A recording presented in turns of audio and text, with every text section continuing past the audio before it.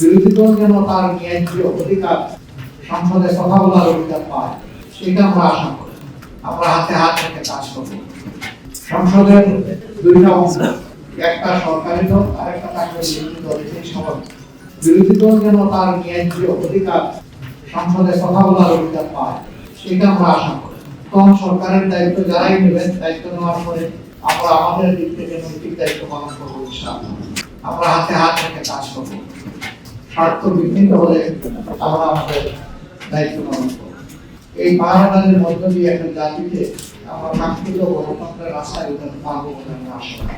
দেশে আইন শৃঙ্খলা রক্ষা করা, সামাজিক সৌন্দর্য বিধান করা, মানুষের অধিকার সংরক্ষণ করা, জনজীবনের নিরাপত্তা নিশ্চিত করা এবং জনগণ যে বিভিন্ন সিন্ডিকেটের কবলে পড়ে অতিষ্ঠ, সেগুলো থেকে বের করে আমরা আনতে পারবো যদি সরকারের দল আন্তরিকতার সাথে উদ্যোগ গ্রহণ করেন এবং আমরা সেক্ষেত্রে সহযোগিতা করবো। আমরা আশ্বাস দিচ্ছি।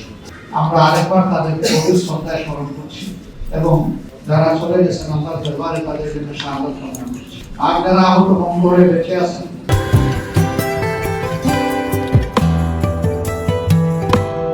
মহান মাহবুবের দরবারে, মহান রবের দরবারে তাদের জন্য সুস্থতা কামনা করছি। পুরা জাতি কার্যত জুলাইয়ে যুদ্ধ করেছে।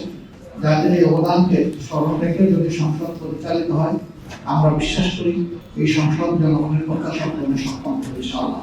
জুলাই আকাঙ্ক্ষাকে আমরা ভুলে যাই, তাহলে এই জাতির ভাগ্যে বারবার জুলাই ফিরে আসতে পারে। আমরা এটা চাই না। আমরা চাই যে জুলাই যে কারণে ফিরে এসেছে, এই কারণটা যেন আর দ্বিতীয়বার তৈরি না হয়। আমরা এখন যে দেশটা, স্বাধীন দেশটা আল্লাহ মেহেরবানিতে পেয়েছি, এটি একসময় পাকিস্তানের অংশ ছিল। 47-এ যারা যুদ্ধ করে সংগ্রাম করে পাকিস্তান তৈরি করেছিলেন, তারা অনেক ভালো কথা বলেছিলেন, কিন্তু সেই ভালো কথার প্রতিফলন জনগণ দেখেনি।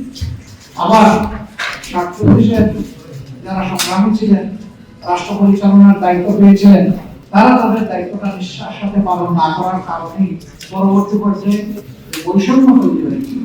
এর বিরুদ্ধে পুরো পাকিস্তানের জনগণ তারা ফুঁসে উঠেছিল। 70-এর নির্বাচনে তার প্রতিফলন হয়েছে। এই নির্বাচন অনুযায়ী 70 সালে ক্ষমতা হস্তান্তরের কথা ছিল সম্পূর্ণভাবে, সেটি না হওয়ার কারণে বিদ্যুৎ অনিবার্য হয়ে গেছে এবং সেই মুক্তিযুদ্ধে অসংখ্য জীবন চলে গিয়েছে, অসংখ্য মানুষ আহত হয়েছে। যারা সকল অংশগ্রহণ করেছেন, যারা চলে গেছেন এবং যারা আহত হয়েছিলেন, তাদের সকলের প্রতি আমরা ভবিষ্যতে অতীতে এদেশে সুষ্ঠু গণতন্ত্র প্রতিষ্ঠা হওয়ার পরিবেশ তৈরি হয়নি।